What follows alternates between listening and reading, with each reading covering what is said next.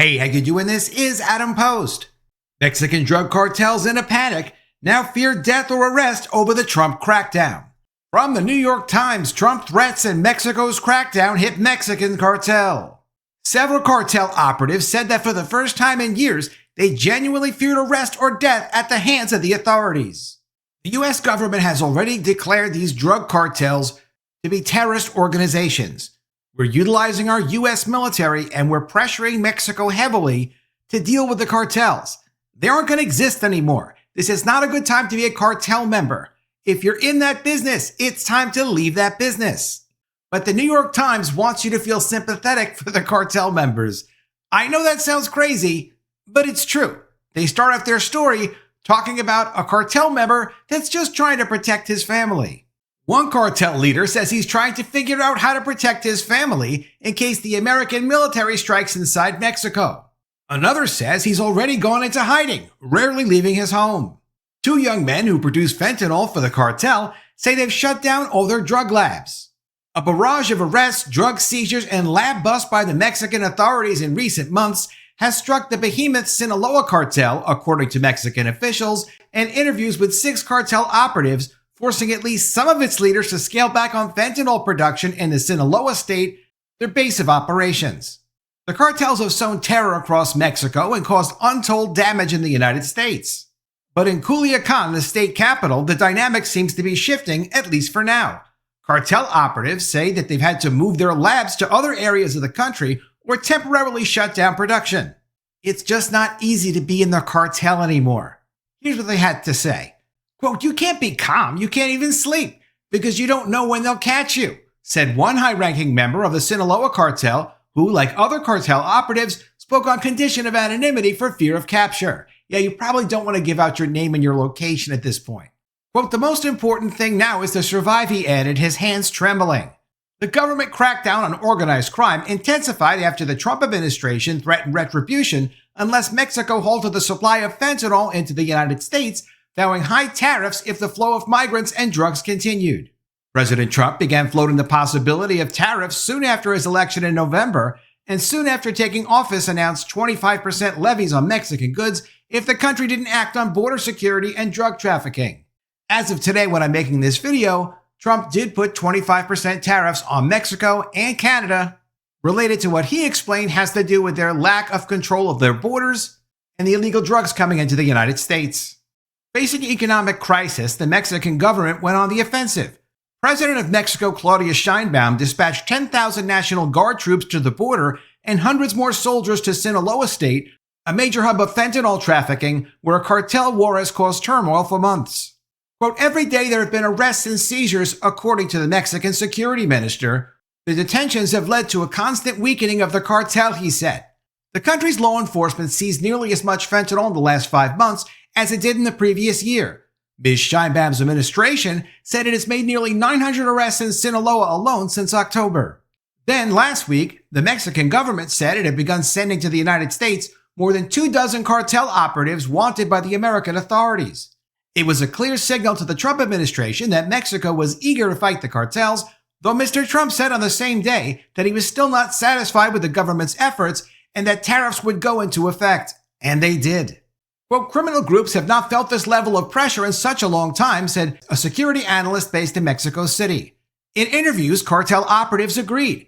Some said they were selling off property and firing unessential personnel to make up for the lost income from the dent in the fentanyl trade.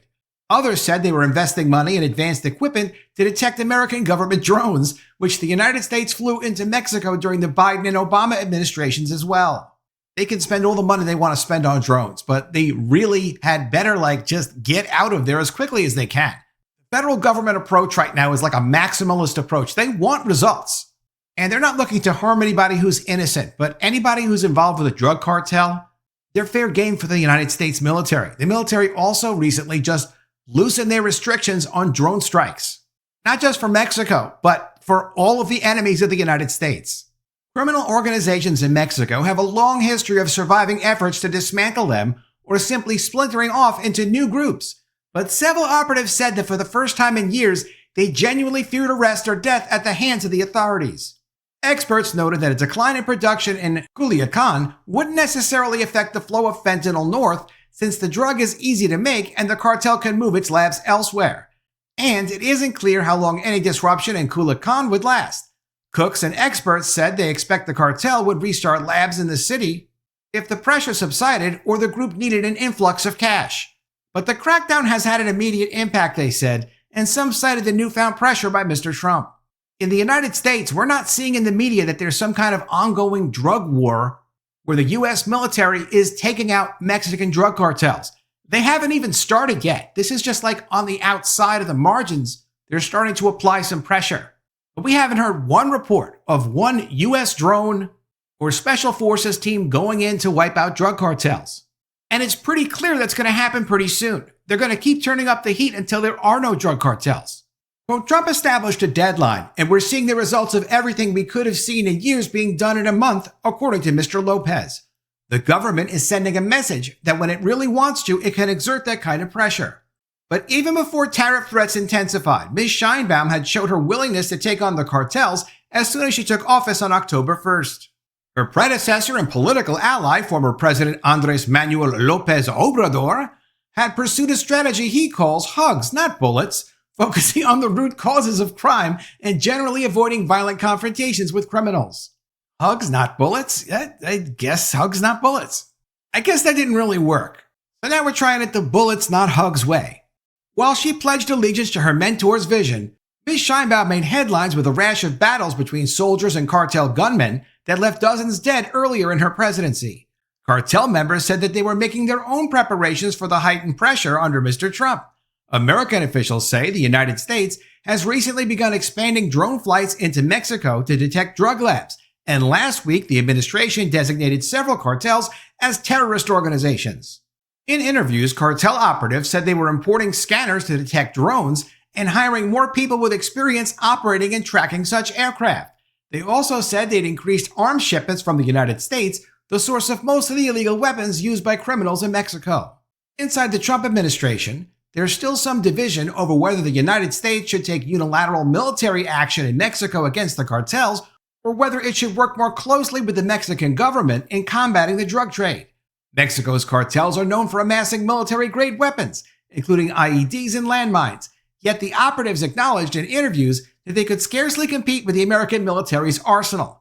Even so, one high-level operative said the cartel would be prepared to respond if raids or strikes were carried out. Quote, if a helicopter comes here and soldiers drop out 20 or 30 of them, the operative said, there's no way we just sit here with our arms crossed. One cartel fentanyl cook, speaking from jail, said he was actually in favor of stepped-up enforcement by the Mexican government because he believed that curbing cartel violence would prevent the death of innocents. Sounds like a Walter White type of character. Last week, Mexican forces arrested two big players within the Sinaloa Cartel who were close associates of Ivan Archivaldo Guzman Salazar, the most powerful son of the drug lord known as El Chapo. After news of the capture spread, the Mexican military deployed a surge of soldiers throughout the city, setting up checkpoints and blocking off entire blocks. Despite the arrest, the violence in Culiacán keeps claiming lives. On a recent Wednesday morning, the body of a man appeared face down in the middle of a street at a busy intersection, his hands tied and blood pouring from his head. The next day, a different man's body was found in a residential neighborhood nearby, with his feet bound in a plastic bag over his head. Officials at the scene said it appeared the victim had been shot dead on the spot. Ms. Sheinbaum has defended her record on fighting the cartels and hit back against the Trump White House accusation that the Mexican government has an intolerable alliance with drug traffickers. President Sheinbaum said this, "But we are combating organized crime groups. There can be no doubt about this," she said at a news conference last month, adding, "We're going after organized crime." But few dispute that corruption is rampant in Mexico. The last major crackdown on organized crime was led by a security chief who was later convicted in U.S. federal court of taking bribes from the Sinaloa Cartel. Cartel members said the only reason the government hadn't really fought them until recently was because they bought off enough officials. One cartel leader said he doubted that this new effort would seriously damage the cartel because the group could ensure its survival by bribing key officials.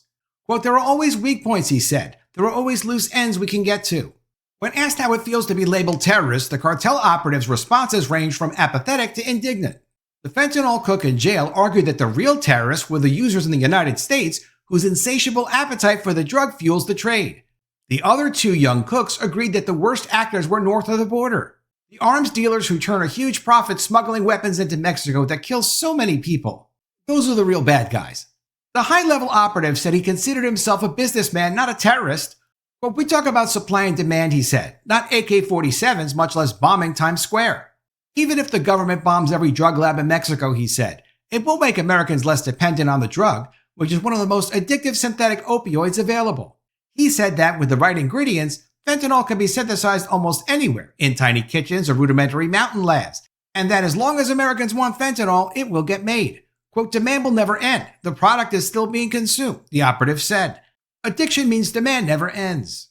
Let me know what you think of all this in the comments below. Always love to see your ideas. Please be sure you are subscribed to the channel. Click the bell for notifications, give me a thumbs up, and I'll see you again soon with another story. And if I don't see you, I will miss you.